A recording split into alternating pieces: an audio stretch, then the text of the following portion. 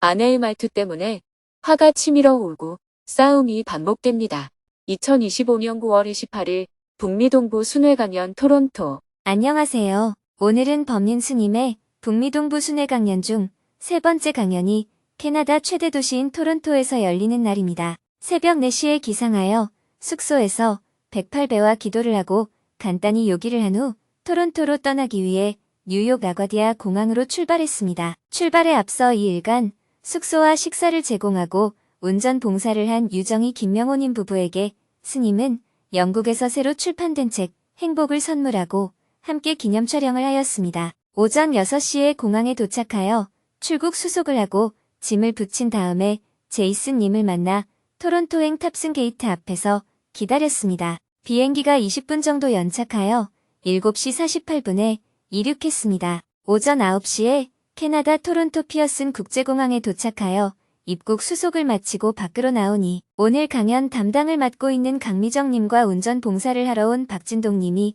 반갑게 환영해 주었습니다. 공항을 출발하여 10시 30분에 오늘 숙소인 정연이님 댁에 도착했습니다. 정연이님 가족이 오랜만에 토론토를 방문한 스님에게 삼배로 인사를 했습니다. 오늘은 오후 1시에 영어 통역 강연이 있기 때문에 이른 점심을 먹었습니다. 식사를 마치니 자메이카에 거주하는 윤경숙 해외지회장이 남편인 김진웅님과 함께 휴가를 내어 왔다고 스님에게 인사를 하러 왔습니다. 두 분은 삼배를 한 후 스님과 잠시 얘기를 나누었습니다. 12시가 되어 장영원님이 운전 봉사를 하여 오늘 강연이 열리는 토론토 대학교로 출발하였습니다. 날씨가 아주 좋았습니다. 일요일이라 학생들이 올 수 있을까 걱정을 많이 했는데 학교에는 예상보다 학생들이 많이 있었습니다. 이번 강연은 토론토 대학교에서 교수로 근무하고 있는 정토회원 안선영님이 작년부터 종교학과 김신혜 교수와 함께 의논하여 법륜 스님을 초청해보자고 하면서 열리게 되었습니다. 토론토 대학교는 종교학과의 규모가 크고 특히 로버트 H.N.O. 패밀리 재단에서 후원하는 불교학과 프로그램이 있으며 명상과 뇌과학 등에서 활발한 연구가 이루어지고 있습니다. 호 패밀리 재단 센터 소장 김승준 교수도 강연장 섭외에 도움을 주었습니다. 로버트 H.N.호 패밀리 재단은 2005년 홍콩에서 설립된 자선재단으로 불교 연구와 확산을 핵심 목표로 삼고 있습니다. 스탠포드, 하버드, 토론토, 브리티시 컬럼비아 등 여러 대학의 불교학센터, 교수직, 프로그램을 지원하며 학문적 기반을 강화해왔습니다. 그리고 불교 온라인 저널 부디스트 도어 글로벌을 운영하며 학계와 대중을 연결하는 역할을 하고 있습니다. 오늘 강연이 열린 곳은 캐나다 토론토 대학교 세인트 조지 캠퍼스에 있는 윌리엄두 강당입니다. 이 강당은 학생들과 지역 시민들이 학문과 문화를 나누는 공간으로 사용되고 있습니다. 강연과 토론회, 공연 등 다양한 행사가 열리는 장소입니다.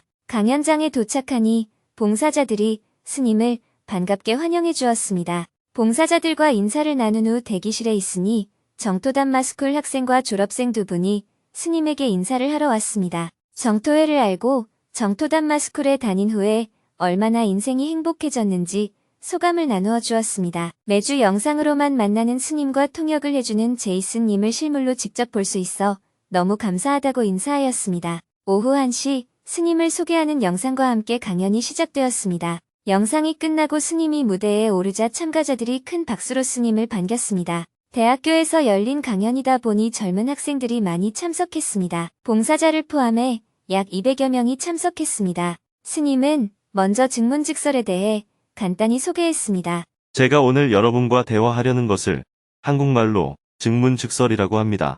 질문할 때도 아무런 준비 없이 그냥 생각나는 대로 하고 대답도 미리 준비 없이 즉석에서 하는 것입니다. 증문즉설은 어떤 특정한 주제를 정하고 이야기하는 것이 아닙니다. 주제는 여러분이 선정합니다. 자신의 관심사를 가지고 문제를 제기하면 됩니다.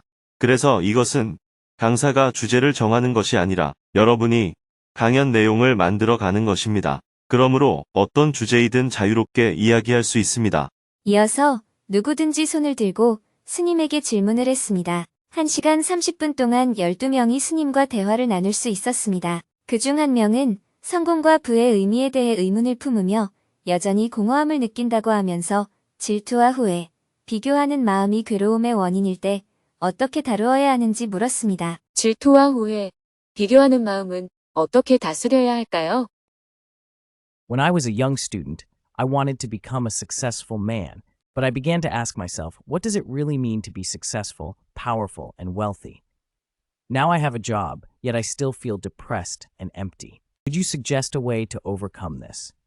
My second question is about emotions. I know you teach us not to be jealous, but how can I deal with jealousy when it arises?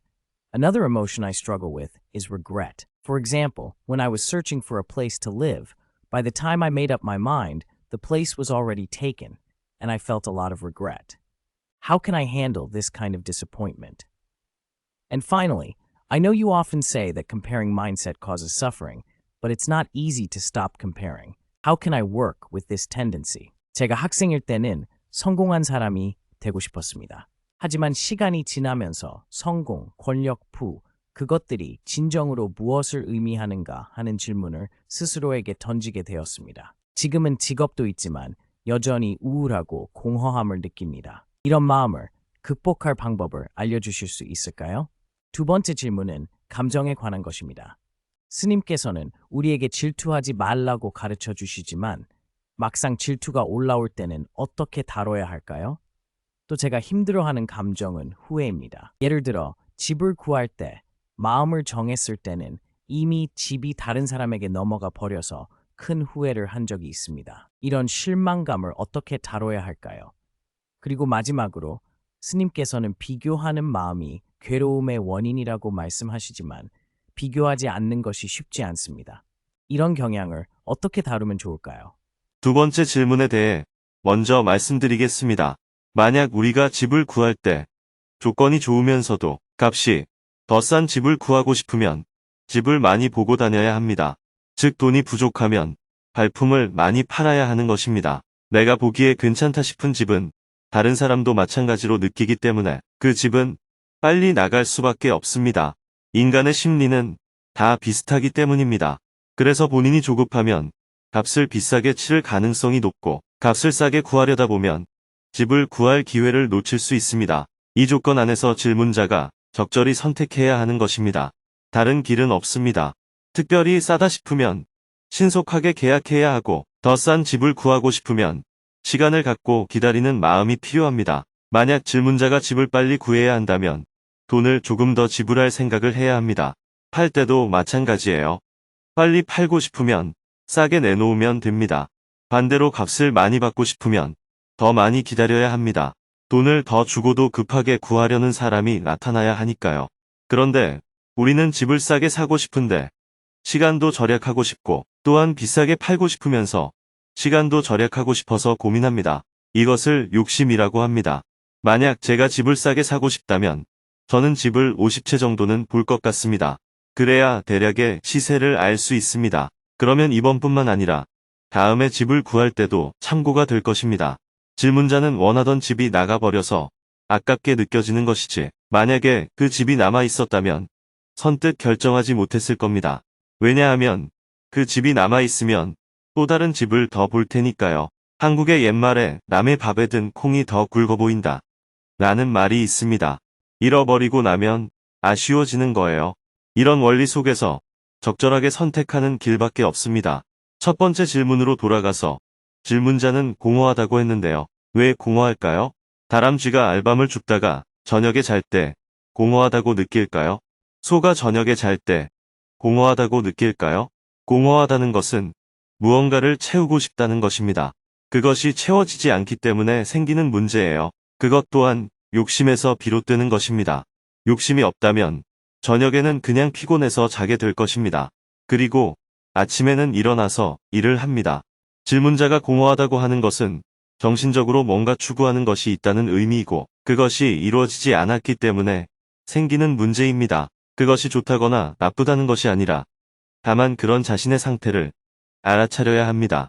혼자라서가 아니고 내가 지금 무언가를 갈구하고 있구나 하고 자신을 진단해야 합니다. I agree with what you're saying. Earlier, I asked you about jealousy.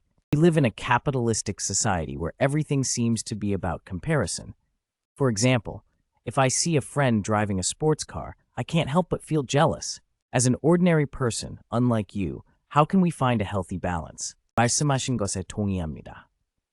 아까 저는 질투에 대해 질문 드렸습니다. 우리는 자본주의 사회에 살고 있어서 모든 것이 비교로 이루어지는 것 같습니다. 예를 들어 친구가 스포츠카를 몰고 있는 것을 보면 저도 모르게 질투심이 생깁니다.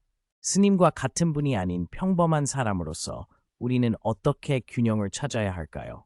시기와 질투를 하지 않아야 한다는 전제를 하지 않아야 합니다. 질투가 일어나면 아, 내가 질투를 하네 하고 다만 알아차리면 됩니다. 질투하는 것이 자신에게 효과적이라면 질투를 하면 됩니다. 약간의 질투나 부러움은 사람에게 용기나 활력을 불어넣을 때도 있습니다. 질투는 좋다. 질투는 나쁘다. 이렇게 접근해서는 안 됩니다. 질투가 나쁘게 작용할 때도 있고 좋게 작용할 때도 있습니다. 비교하는 것이 좋게 작용할 때도 있고 나쁘게 작용할 때도 있는 거예요. 예를 들어 내가 길을 가다가 다리가 아파서 쉬고 있는데 어떤 사람이 나보다 더 무거운 짐을 지고 계속 걸어가고 있는 걸 보았다고 해봅시다. 저 사람은 무거운 짐까지 들고 걸어가고 있는데 내가 이렇게 앉아 있을 수 있나? 걸어가자 하며 일어날 수 있겠죠. 비교를 했기 때문에 다시 일어나게 되는 거예요. 저는 여러분에게 비교를 하면 안 된다고 말하지 않습니다. 여러분이 비교를 함으로써 그것이 부정적으로 작용한다면 그런 비교는 하지 말라는 것입니다. Thank you so much. 감사합니다. 계속해서 질문이 이어졌습니다. 계속되는 실패와 좌절을 어떻게 극복할 수 있나요? 열심히 하는 것만으로는 부족한 것 같습니다. 친구와 가족에게 도움을 받고 살아가고 있는데 어떻게 독립할 수 있을까요? 행복을 느끼기 위해서 슬픔이 꼭 필요할까요? 고통을 겪어야 행복을 느낄 수 있나요? 암을 작년에 발견하게 되었는데 지금은 행복해지려고 노력합니다.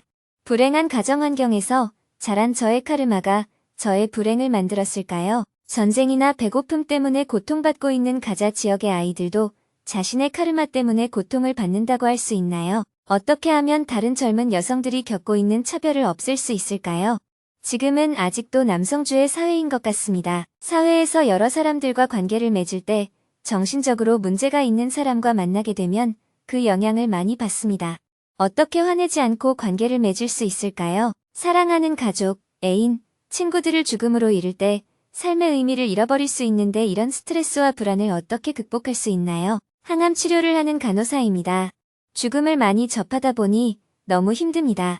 죽음을 앞둔 사람들이 어떻게 삶의 의미를 찾게 해줄 수 있을까요? 더 질문하고 싶은 사람들이 있었지만 다음 강연 장소로 이동해야 해서 아쉽지만 대화를 마무리했습니다. 강연을 마치고 책 사인회를 한 후 호 패밀리 재단 센터 김승중 소장이 토론토 대학교 굿즈를 준비했다고 하면서 스님과 통역 봉사를 한 제이슨님에게 선물을 주었습니다. 스님도 오늘 강연을 준비하고 초청해준 김신혜, 김승중, 안선영 세 분의 교수께 스님이 사인한 저서를 선물했습니다. 오늘 강연에는 학생들이 많이 참여해서 봉사자들도 청년 전법과 세계 전법을 동시에 해냈다며 다들 기뻐하였습니다. 스님은 봉사자들과 단체 사진 촬영을 한 후 이번 강연을 총괄한 박옥숙 님에게 감사의 마음을 담아 책을 선물하였습니다. 봉사자들은 뒷정리를 한 후 묘덕법사님과 마음 나누기를 했습니다. 함께 할 수 있어서 참으로 좋았습니다.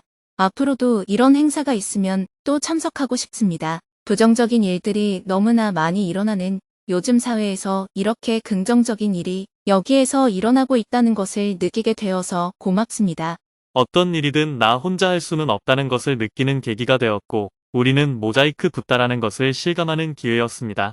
스님은 옆 건물로 이동하여 종교학과 김신혜 교수, 호센터 김승중 소장, 동아시아학과 안선영 교수와 대화를 나누었습니다. 세 분의 교수는 스님의 토론토 대학교 방문에 다시 한번 감사를 전하며 앞으로도 종종 방문하여 더 많은 대화를 나눌 수 있기를 희망했습니다. 특히 다음에는 주중에 방문하여 뇌과학, 명상 등을 연구하는 교수들과의 만남도 가져보자는 의견을 나누었습니다.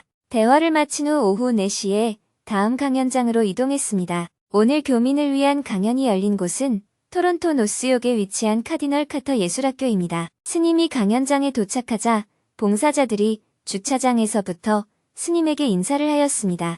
봉사자들과 반갑게 인사를 나눈 후 곧바로 강연장으로 향했습니다. 오후 5시가 되자 스님을 소개하는 영상이 상영되면서 강연이 시작되었습니다. 젊은 참가자들이 아주 많았습니다. 250여 명이 자리한 가운데 스님이 인사말을 했습니다. 제가 듣기로 캐나다와 미국이 관세 때문에 갈등이 있어서 살기가 좀 빡빡하다는데 여러분에게 큰 문제는 없습니까?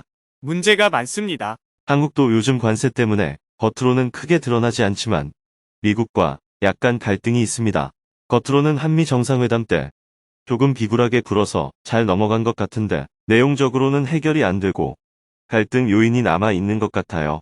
아무튼 지금 세계가 많이 시끄럽습니다. 영국에 갔더니 지하철 파업으로 공항에서 강연장까지 3시간이나 걸렸고요. 프랑스에 갔을 때는 총리가 불신임을 당하고 곳곳에서 데모가 일어나서 난리가 났어요. 이스탄불에 갔더니 대법원이 야당 해산 명령을 내려서 데모가 일어났고 강연을 하긴 했는데 그 영향으로 사람들이 아주 적게 왔어요. 자카르타에서도 강연 일정을 잡았는데 데모가 너무 심해 집회를 못하게 해서 결국 강연을 취소해야 했습니다. 이렇듯 세계 곳곳이 지금 많은 혼란을 겪고 있습니다. 이런 혼란 속에서도 우리는 일상을 살아야 하고 그 일상을 괴로움 없이 살아야 합니다. 이어서 누구든지 손을 들고 스님에게 질문을 했습니다. 평소보다 속도감 있게 2시간 동안 15명이 스님과 대화를 나누었습니다. 그중 한 명은 아내의 말투로 인한 반복되는 갈등과 싸움으로 괴로움을 겪고 있다며 화를 다스리는 방법을 물었습니다. 아내의 말투 때문에 화가 치밀어 오르고 싸움이 반복됩니다. 아내와 함께 산 지 10년이 넘었는데 한두 달에 한 번씩 말투 때문에 부부싸움을 하게 되어 괴롭고 스트레스를 받습니다. 오랜 시간 부부로 지내다 보니 특정 말투나 화내는 어투가 거슬릴 때가 있어요. 뭐 어쩌라고? 뭘 봐. 이런 말을 들으면 머리카락이 곤두서기도 하고 왜 그렇게 듣기 싫은지 모르겠습니다. 아내에게 그런 말을 하지 말아 달라고 부탁해 보았지만 말할 때뿐입니다. 점점 더 참고 넘기기가 힘들고 흘려보내기가 어렵습니다. 한 번은 제가 밖에서 일을 보고 있는데 아내에게 전화가 왔습니다. 왜 먹던 것을 버리지도 않고 설거지도 하지 않고 그냥 나갔어? 라고 짜증 섞인 음성으로 기분 나쁘게 말을 하였습니다. 저는 치우고 나왔는데 아내는 왜 나한테 이런 연락을 해서 화를 내는지 억울한 마음이 들었습니다. 그런 전화를 받으면 하던 일에 집중도 안 되고 스트레스를 받게 됩니다. 더 큰 문제는 부부 싸움을 할 때 보면 서로 대화가 전혀 통하지 않아서 답답하다는 것입니다. 아니 그게 아니라니까 하면서 제 의견을 인정하지 않습니다. 저는 할 말이 있으면 휴대폰 메시지를 통해 조심스럽게 표현을 하거든요. 그런데 아내는 제 얘기는 들어주지 않고 제 언행에 대한 불평, 불만을 먼저 말합니다. 그러다 보니 더 이상 대화를 진행하기가 어렵습니다. 상대의 의견에 대해 반박하고 지적하고 비난만 하다 보니 갈등은 점점 커지게 되고 결국에는 제 목소리도 커지면서 비판사판 해보자는 식으로 큰 싸움이 벌어지기도 합니다. 특히 아이들 앞에서 보여주지 말아야 하는 모습을 보이고 나면 후회가 되고 괴롭습니다. 아내와의 갈등이 마음의 상처가 되면서 이렇게 계속 살아야 하나 싶은 자괴감과 회의감이 생기기도 하는데요.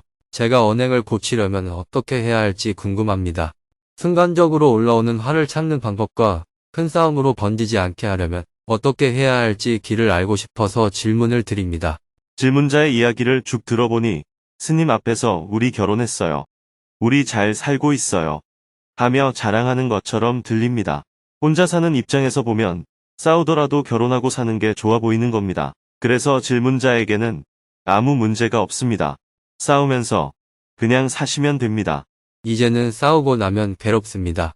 그게 좀 싫습니다. 왜 괴로울까요?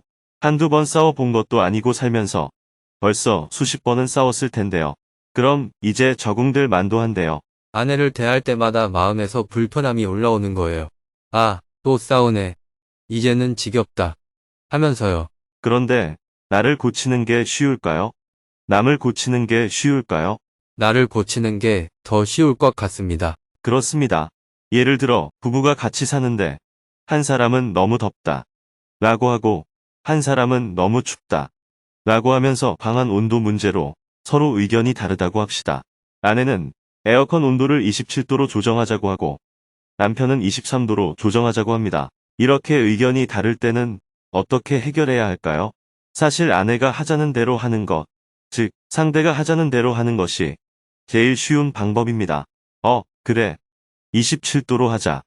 이렇게 말하는 것이 제일 쉬운 방법이에요. 그렇다면 제일 어려운 방법은 뭘까요? 내가 원하는 대로 23도로 하는 게 제일 어렵습니다. 상대를 나한테 맞추는 게 제일 어려운 일이에요. 그런데 우리 모두는 제일 어려운 길을 선택합니다. 제일 어려운 길을 가려면 뭐가 있어야 할까요?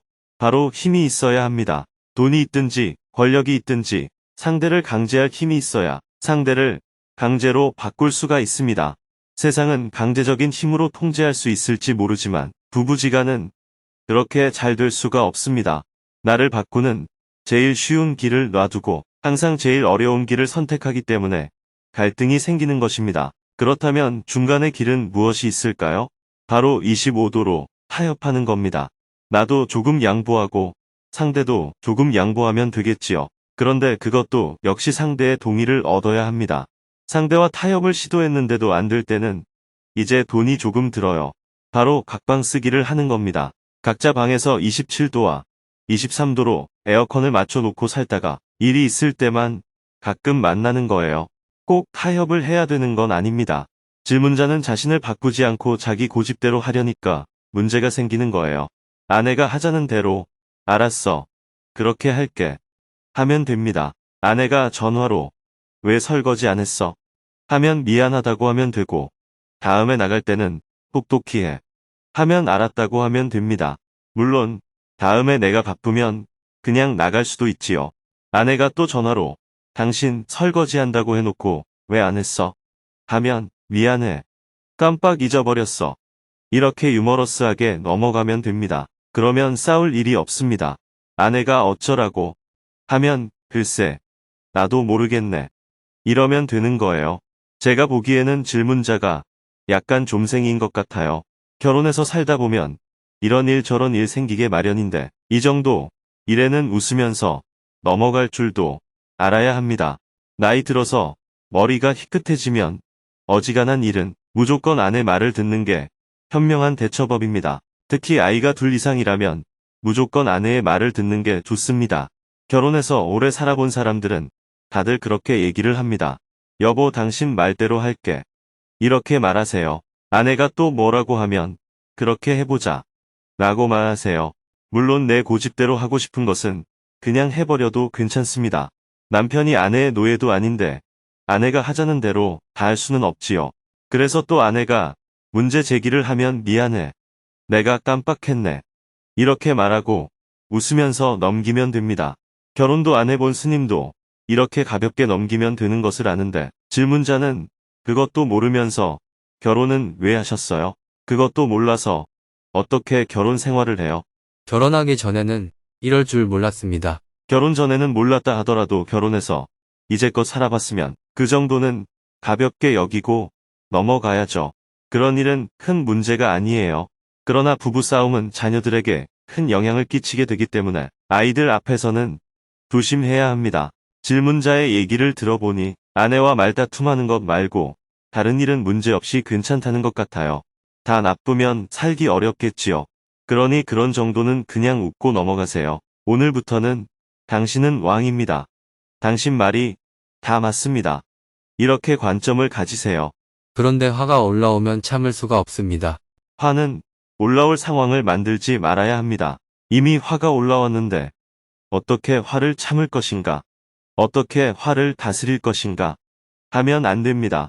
그것은 손 밑에 불을 떼면서 물이 끓는데 어떻게 식힐 수 있을까요? 하고 묻는 것과 같습니다.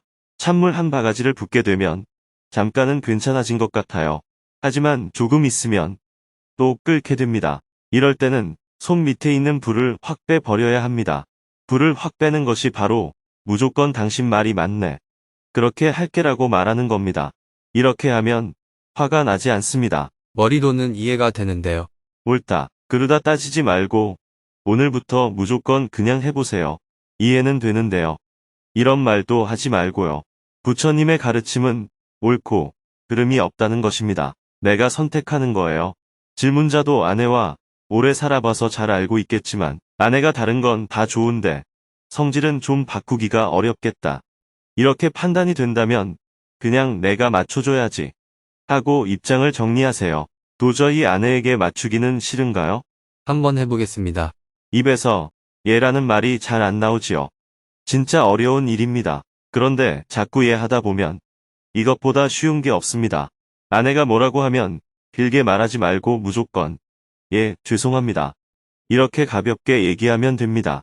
아내가 이거 하세요 하면 예 하는 겁니다. 내가 다른 일이 있다면 그냥 나가면 됩니다. 그러면 아내가 왜 안 했어요? 하겠지요. 그러면 아이고, 미안합니다. 제가 깜빡했네요. 이렇게 말하면 됩니다. 이렇게 약간 유머 있게 생활해 보세요. 부부가 같이 살면서 고지식하게 말투까지 하나하나 따지면서 살면 매일 싸우느라 시끄러워서 살기 어렵습니다. 감사합니다. 잘 알겠습니다. 계속해서 질문이 이어졌습니다. 하루하루 생활하면서 힘든 일이 있을 때 어떤 마음가짐을 가져야 할까요? 고등학교를 한국에서 마치고 대학과 대학원을 북미에서 다녔는데 해외에서 장기적으로 살기로 한 사람으로서 한국에 대해 관심을 갖는 것은 애정일까요? 오지랖일까요? 워킹홀리데이로 캐나다에 와서 일을 하고 있는데 나이가 있다 보니 불안한 마음이 많이 듭니다. 가벼운 대화를 이끌어가고 싶은데 그것이 잘 안 됩니다. 아이를 낳아서 힘든 세상을 살게 하는 것이 옳은지 아이를 낳지 않는 것이 아이를 위해 좋은 일인지 모르겠습니다. 동생이 귀가 잘 안 들려서 세상을 사는데 제약이 많은데 어떻게 살아가는 게 좋을까요? 사람을 만날 때 MBTI 같은 성향을 먼저 아는 게 좋을까요? 천천히 성향을 파악하는 게 좋을까요? 침대에 자신을 던져달라는 3살 아이와 아이를 던지는 남편 중 누구에게 하지 말라는 얘기를 해야 할까요? 고통을 그냥 견디면서 살아야 할지 어떻게 극복을 해야 할지 알고 싶습니다. 인도 성지 순례를 가고 싶은데 캐나다에서 가는 게 너무 힘든 것 같아요. 한국으로 가서 경찰이 되고 싶은데 박봉이라 나중에 아이들에게 충분한 지원을 못하게 되면 아이들이 저를 원망하지 않을까요? 매사에 자신감이 없이 살아왔는데 최근에 하고 싶은 일이 생겼습니다. 내가 할 수 있을지 없을지 계속 갈등이 생깁니다. 아내와 서로 기분 나쁜 말투를 던지다 보면 큰 싸움으로 이어져 아이에게도 좋지 않은 것 같고 이후에도 계속 화가 납니다. 머리로는 알면서도 개선되지 않습니다. 이민을 와서 힘들게 살아서인지 남편이 의견을 얘기하면 부정적으로 답변하여 남편의 사기를 너무 꺾는 것이 아닌지 걱정입니다. 모든 질문에 대해 답변을 한 후 마지막으로 스님이 교민들을 위해 격려의 말을 해주었습니다. 고향을 떠나 먼 곳에 와서 산다는 것이 쉬운 일은 아닙니다. 저는 여러분이 살기가 어렵다. 이렇게 말씀하셔도 이만큼 사는 것이 다행이라고 생각합니다. 저 같으면 못 살 것 같아요. 모두 잘 살아주셔서 감사합니다. 고향을 떠나도 행복하게 살아가는 길. 이왕 여기서 살기로 했으면 행복하게 사는 게 좋겠지요. 부모가 이민을 결정해서 따라온 사람도 있고, 내가 스스로 왔을 수도 있고, 남을 따라서 온 사람도 있겠지만, 여기서 살기로 했다면 선택을 누가 했든지 더 이상 남 탓하지 말고 내 인생으로 받아들이고 적극적으로 사는 게 필요합니다. 살다가 아니라는 생각이 들면 우리는 모두 한국으로 돌아갈 쥐구멍이 있잖아요. 저도 스님으로 살다가 싫어지면 머리 기르고 절을 나가면 됩니다. 그러니 여러분도 주어진 조건을 긍정적으로 바라보고 가볍게 살아가시기 바랍니다. 너무 무겁게 인생의 짐을 짊어지지 말고 좀 가볍게 생활에 임했으면 좋겠습니다. 모두 괴로움 없이 행복하게 사시기를 바랍니다. 큰 박수와 함께 강연을 마쳤습니다. 곧바로 책 사인회를 했습니다. 대부분의 참석자들이 줄을 길게 서서 사인을 받고자 했습니다. 사인을 받는 동안 대부분이 스님에게 감사 인사를 했습니다. 이어서 강연을 준비한 봉사자들과 기념사진 촬영을 했습니다. 강연 총괄을 맡은 강미정 님에게는 스님이 사인한 저서를 선물했습니다. 모두 수고하셨습니다. 스님은 봉사자들에게 악수를 건네며 감사의 마음을 전한 후 숙소로 이동했습니다. 봉사자들은 묘덕법사님, 법회법사님과 함께 마음 나누기 시간을 가졌습니다. 봉사자들은 봉사를 통해 자신이 더 행복했다는 마음을 나누었습니다. 행복학교를 졸업하고 대면 활동이 없었는데 스님의 강연에 봉사자로 참석하여 많은 분들을 만나 뵙게 되어 너무 감사했습니다. 작년에 봉사하면서 만났던 분들을 1년 만에 다시 만나 함께 봉사하니 참 좋았습니다. 내년에도 봉사하겠습니다. 한국 분들과는 거의 교류 없이 지내고 있었는데 정토의 덕분에 제가 세상 밖으로 나온 것 같습니다. 저녁 8시에 숙소에 도착하여 늦은 저녁 식사를 했습니다. 한국과 소통하며 업무를 한 후 내일 일정에 대해 논의하고 잠자리에 들었습니다. 내일은 워싱턴 DC로 이동하여 하루 종일 미국 싱크탱크, 정부, 의회 관계자들을 만나 북미 관계 개선 방안과 한반도 평화 문제에 대해 대화를 나눌 예정입니다.